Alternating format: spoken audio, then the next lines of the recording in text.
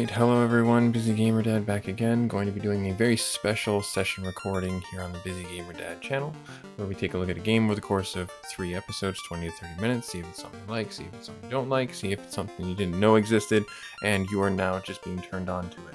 This game is the first game that I ever did a long play for at the beginning of the year, and just recently a more prolific and pronounced YouTuber showed this game off on their channel. Pro Jared, if you don't know, did a playthrough on it, and he's one streamer and YouTuber that I follow quite avidly because I like the RPGs that he does, I like the randomizers that he does. So if you haven't heard of him, please go take a look at him. I'm not endorsing him in any way. All I'm simply saying is reminding you that there are a lot of other people out there that do better content than I do on a more regular basis, but I'm a little itty-bitty streamer trying to get his name out there, and this is one of the games that I did so in grand fashion, Final Fantasy. But this is not your average Final Fantasy game. This is Final Fantasy Renaissance. Somebody went through the trouble of rebuilding Final Fantasy from the ground up in Unity, I believe is what the language is that they used, and they introduced a lot of great quality of life improvements, and I thought we'd take a look at it over the course of our 3 episodes for our session gameplay series. If you want to get this game, I will have a link to the Renaissance website that you can get the game from. You have to go through their Discord server, and at the moment it's kind of free. I'm not going to say it's always going to be free, but you can play this game right now for yourselves completely and totally free. The only thing you have to invest is your time. So what's different about this game? Well, there's a lot that's actually really different. Right out of the gate, we're going to get into what's different. You have a classic mode where you can go in and you can do the classic mode with this normal, character sets, and they fixed a lot of the bugs. The swords not working, various stats not doing what they needed to do, and it enhances the game, but you still have the very tried and true Final Fantasy I experience for the NES. If you do the Renaissance mode, just like it says, new jobs, new abilities, bug fixes, and everything else. So we're going to take a look at this, and we're going to see what it's all about. Before we do that, my son asked me where number 2 pencils come from. And I said to him, well, trees have to poop, don't they? And it took him a minute to work it out and realize that I was joking. So yeah, there we are. There's our dad joke, getting that out of the way. So the things they've done in the Renaissance mode is they've taken the characters and they've added new notable talents to them. They've gone through and they've made it so that your fighter or your warrior isn't just your warrior anymore. They actually have boosting attacks. They also can intimidate townspeople to get different prices on things, and I think they can also get different dialogue too. The thief ability is able to move faster on the overworld, but he also can actually find treasure. And if you happen to have seen the Pro Jared play, or any of the other people who might have played with the thief, they can actually mug and steal money from enemies, and that's actually a huge boon for your characters early on and even throughout the entire game. If you don't have a thief, you can't gain access to those hidden treasures as well. The monk has the ability to throw combos and self-heal. The red mage is basically the master of none, in the sense that he will do black magic, white magic, but he also can wear armor, and now he enfeebles and does status effects to characters. The white mage gets healing abilities and killing undead pretty quickly, as apropos of being a white wizard or a white mage. The black mage, in that same vein, gets bonus accuracy for their spells, and then can multi-target with their casts now. So that's kind of huge, because early on, Fire 2 was supposed to be, I think, a universal hit spell, but it wasn't programmed that way. And then also they get, bonus being the offensive mage. But wait, there's more. You have a whole slew of, I think it's like now up to 8 different characters that you can pick from just the original 6 that you had. You have 1, 2, 3, 4, 5, 6, 7, 8, 9, 10 different characters that you can round out your party of 4 with. So I've been hemming and hawing about which characters I want to bring into the mix, and I encourage you guys to take a look at the website and get the game for yourself. But the first and foremost one that we're going to get is the Dark Knight. I think that he is really cool, and I think that I really want to try a run with the Dark Knight. because they just, they use a greatsword and they have blood weapons and increased accuracy for blinding enemies. So I think we're gonna just make some fun names for our characters here. Let's think on this. I think Rion was our warrior in our playthrough there. So let's do that. Let's make Rion our guy. Again, for heavy hitting and destroying of things. You also have more characters in your name that you can pick. Now, the next character class that I was going to pick was going to be the Tamer. Because the Tamer, they're a mediocre combatant, as it says there. They can use axes and they can, they're more physical damage, but they can also take control of enemies and they get an axe proficiency. So I'm gonna do the Tamer. It was a toss-up between the Tamer and the Lancer, but I want to try the Tamer, and I'm going to call him Fluffy. Because that's what I think of when I saw him. I was just like, wow, he has a very fluffy hat. And so that is his name. He is Fluffy. That is it. Now, our last two slots, you can easily put the White Mage, Black Mage in here. What I'm actually going to bring into our mix is I'm actually going to bring in the Blue Mage. So the Blue Mage learns monsters' skills, and I think they'll pair well with the Tamer. You can also get monster skills from the Peninsula of Power and other things early on. So I'm going to have him be here. I want to bring Andy back. Andy was our Black Mage in the first run, and I just want to bring them back. I think it would be really cool. And then for our last class to bring in is the Geomancer. And they may seem like they're not all that cracked up to be, but I love their mechanics and their idea that they're going for with this. And I'm going to call him Busy, because he may not be the strongest attacker, but he is definitely going to be busy throwing the heals out and doing the things that he can do to save the party from anything and everything going wrong. So that's going to be our party: Dark Knight, Trainer, Blue Mage, Geomancer. Let's get this party started. Oh, yes. So, the Dancer, you and the Bard have mechanics to walk around the towns and talk with people and gain stuff.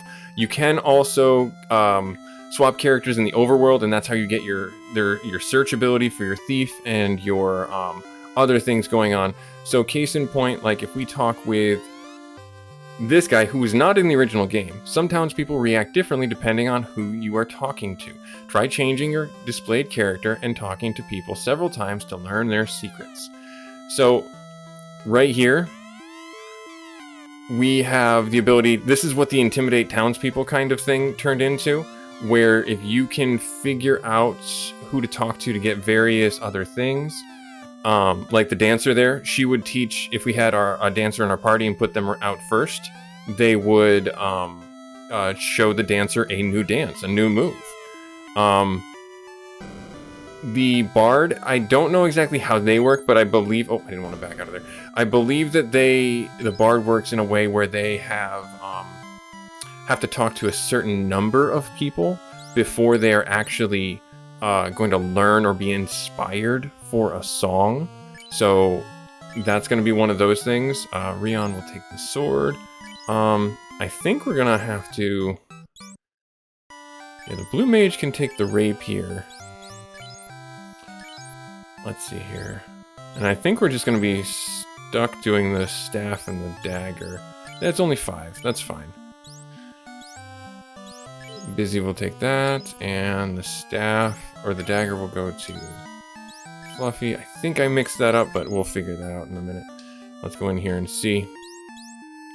Everything else is all the same, except for, if you look here, the menus may be the same, but they added new menus for overlays to make things a lot easier and a lot more information than what you normally got with things. Your hit percentage and where things pluses and minuses are, and the effective use on things is huge. That is huge. They kept the point cast system in this game, so you don't have MP as you would in more traditional, or not more traditional, more we'll say modern Final Fantasy games or Quest games in general. Oh wow, 3 people can wear the chainmail. I was not expecting that. Let's at least get Rion, and let's get, Fluffy the, chainmail. You know what? Let's just do it. Let's just get, Andy the chainmail too. And then, can you wear wooden? No, you are, the Geomancer is stuck with the cloth. Which is fine, which is all good. Okay, so let's get ourselves in here, equip the armor. Again, you can see the overlay on where things go and how they affect things. I'm not certain if this party's even going to be, like, completely viable with the game, but I just wanted to play and see.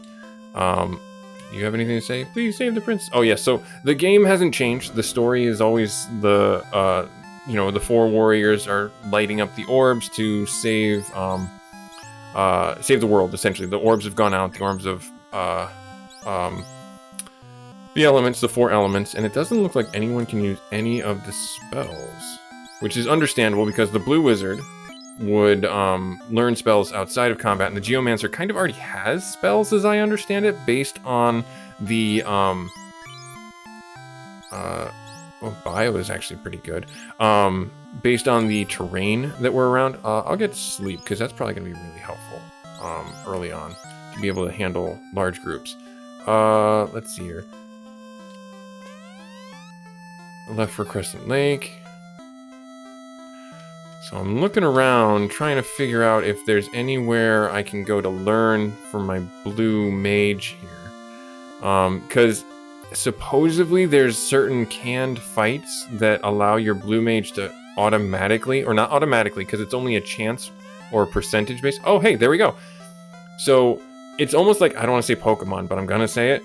It's almost like you have to talk to the townspeople and talk with them to find which one is the monster trainer or has blue mage appropriate stuff, and that's why I have him out. So blue mage, huh? Maybe I can help you out. I am a traveler and a collector of rare monsters. Care to go a few rounds with my Cerberus here? Just might learn something. Fight Cerberus. So we're gonna do that, and that's going to give us the chance to get the Scorch ability. Of course, this is probably going to kill us. I'm gonna run away, because if I die 2 seconds into this, I'm gonna be ashamed. Actually, you know what? Might as well swing for the fences. So this is the skills. We can turn the monster around. He doesn't have any skills right now, but I don't think he has monster lore single target. Yeah, let's do it. Let's do that. That's fine. I believe they have to survive. I'm not entirely sure. And I'm not certain if it's like 100% chance for them to... yeah, it can't be controlled. And then he's going to attack. 1 damage. Oh, okay, cool. Alright, so it looks like this is actually a scripted win. So we might be able to just fight this guy and win, hopefully. I'm glad I bought... Oh, big hit. Nice. Good stuff. 46. 6 damage. 14. Nice. So this is well, it looks like he's attacking there. So I'm hopeful that, and I'm glad I bought the armor, because otherwise we would definitely have lost if they did another Scorch attack. So I'm thinking that this is like a canned win for us, as long as we win the fight. And it's defeated, and we'll see if we get the skill. Yep, learn Scorch. Nice, awesome. So that's huge, that's great, but we didn't get anything else. We got 1 gold, we got 1 experience. So, but getting Scorch this early on, which is an AoE attack, actually is kind of a big deal. Now I don't know, I think it's 100 to stay here at the inn. Let's see here, no. Set slot, sure, this one. Yeah, we'll save our game, and it's 30 gold. Okay, cool. So we'll come back soon. Alright, so we're gonna go and get out of here and go out into the world and get some money and get healed up, because we just got our butts handed to us from a canned fight. I like the Geomancer sprite. I think it's adorable. I don't know why. It just is to me. Oh, let's do skill, control, skill. I don't think they have anything. I'm not certain. So there's a I don't know what monsters have spells and what ones don't that the Blue Mage can learn. I'm sure that there's going to be guides out there when this game gets, you know, fully we'll say populated with people, in the sense of people looking to, you know, take it apart and then speedrun it. Looks like we're already going to lose somebody. I have the skill Blood Weapon, that lifesteal, but he has such a low chance to hit. To all foes. Let's not do that right now. Let's just fight and then magic. I think we have an AoE heal. We do have an AoE heal. Or no, we just have a heal. That's fine. I think we're gonna win this round anyways. Which would be great because we need the money. 1 damage there. Okay, good. Good stuff.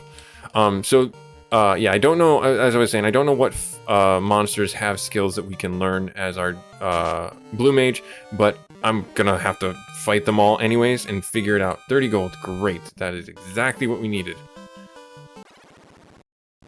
We'll get ourselves into the inn here and get rested up. Set there. There, yes, we'll save. Sure. Awesome. Nice, come back soon. Cool, good stuff. Get our Dark Knight out in front. So if I had the Thief, we would be able to walk faster, as well as do like a Thief search ability, like a scan or an analyze ability, and find out if there's a treasure nearby. So our Thief sense would tingle, is what essentially it comes down to. I don't know if I want to see this control ability work. Let's have you do control there, and then we'll have you fight that one, and you fight that one. So, I know I'm talking a lot about the Blue Mage. So, the Dark Knight, if you guys don't know, is a class that uses a great sword, but they have a super low chance to hit. The reason why they have a low chance to hit is just because they do so much damage when they do hit. And they do more damage or have a better hit chance, as I understand it, for classes that are blinded or paralyzed. Obviously, naturally paralyzed is universal, but yeah, it's just one of those things. The Tamer, as you can see, he can take control of an enemy, but it seems like a very low hit chance for that to happen, and that's their shtick right there. I don't know if they get magic, but I know that they do get the ability to control a lot of different monsters if it does hit, and they get a lot of utility from that.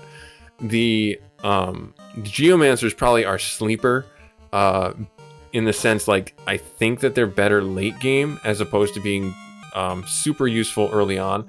They are useful in the sense of being like a good healer. And how the Geomancer works is, based on the terrain that you fight, is you get a free spell.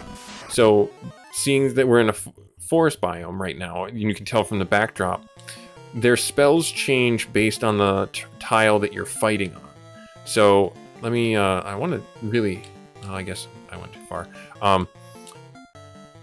If you have a water tile, you'll get water spells. If you're in a forest tile, you'll get different forest spells. So his spells adapt to the space that you're actually fighting. So, like, case in point, we have Bindweed, Leaf Whirl, Snare, and Forest Healing. I believe when we do our terrain skill, that gives us one of those spells at random, and it's for free. So that seems like a bit much, I understand, because that means you've now unlocked the secret sauce, secret code to cast magic every fight if I wanted to. And that's very true. That's exactly true. But you can only do terrain once in a fight. So you get a free spell, but it's once every fight, and then everything after that is you have to pay the MP cost for it. So every one of these is going to cost 1. And these don't return, I believe, until you stay at an inn. I could be wrong, but I'm not. I believe I'm correct in that statement. So if you happen to know, please let me know so I can stop spreading misinformation. But I wanted to bring him in just because I thought his beanie was, very cool. And then I'm trying to get to level 2 so we can get ourselves up to Garland, and I'm also trying to get enough for a couple of Pures and a couple of things like that. I guess most people don't do this. What we should do is we should actually go up and talk with the king. If you guys didn't know this, there's actually dialogue for the king before you go and talk with, or go fight Garland. Because most people know by now that it's Garland that we have to go fight and that he kidnapped the princess. And we have to go do that, but he, you know, tells you to go do that. And he's the one who gives you your quote-unquote mission to do it. It's not a bad thing to go talk to him. It actually is very nice to go talk to him just because it gives you that context and cue where you're just like, you don't have to just walk out and know, oh, I'm supposed to go somewhere and do the thing. Doesn't look like we get anything from talking with this guy. I think I'm going to keep my blue mage out. Just in case there's any townsfolk or someone that has any like hidden monsters that I can fight. Additional things for like the overworld here, the Geomancer is also able to negate damage tiles. So if you have a lava tile or a damage tile, you don't take damage from it. Period. You know, with him there, you don't actually take any damage, which is great because you don't get encounters on those. So if you're trying to speed run, you might as well get the most bang for your buck by avoiding the tiles and actually get yourself to the boss that much quicker and more, much more better health. Essentially, is what it comes down to. So I think it's hilarious. We have this giant blue bulb walking through the forest. Like, don't pay attention to me. Just kind of walking around, checking to see if things are okay. So, yeah, I'm excited to play this game in a brand new fashion. Forest heal randomly on him. Hey, that's fine. I think, and you don't get to target anyone with the heal if it is, in fact, a heal or any of the status effects. It's random when you do the terrain, just like it's random for the spell it picks. I'm not certain how helpful that's going to be because it's definitely chaotic. It's going to be, you know, randomly helpful and randomly not helpful. So if it's good, then good. If it's bad, then bad. And you just got to roll with the punches. The reason why I chose also to have the blue mage is because I believe the blue mage gets spells that will paralyze or darken the enemy. And I think that's going to be really helpful for us to capitalize on with Rion being able to hit those enemies better. Now, also, that's why I chose Fluffy, because there are certain classes that will do that, and if I can take control of those monsters and have them do it on their friends, again, all just feeds the cause for Rion to get better hit chance and better damage output, being that he's our major physical source of damage. He also can cast spells like you saw. He has the ability to cast a number of dark magic spells, and he does a really good job as a caster in that regard, but his main bread and butter being the blood magic is really, I think, going to help more overall. Now, so I don't, I can cast Drain twice. I didn't think I could. Interesting. I thought I couldn't do that. Well, there you go. I learned something new already. So if you wanted focus magic, you needed to actually do his spells from his list. So like case in point, let's go up to the marshlands here.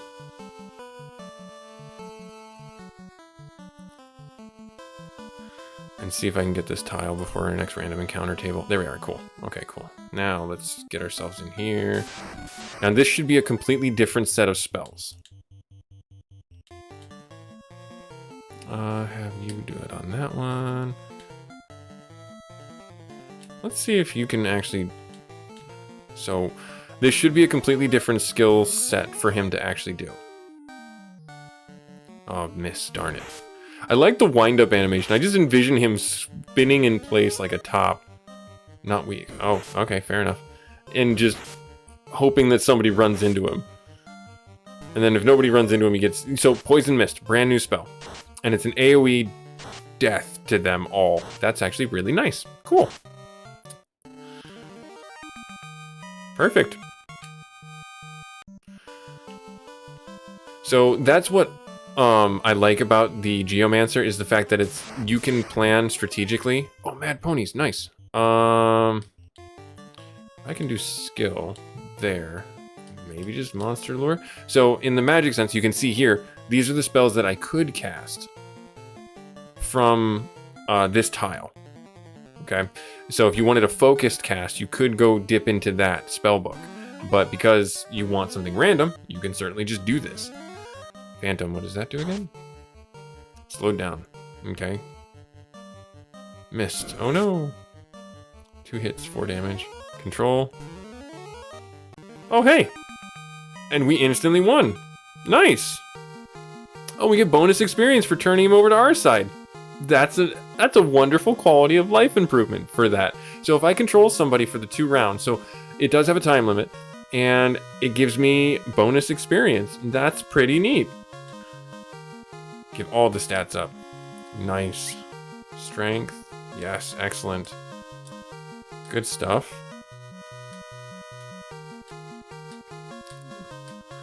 And then everybody, yep.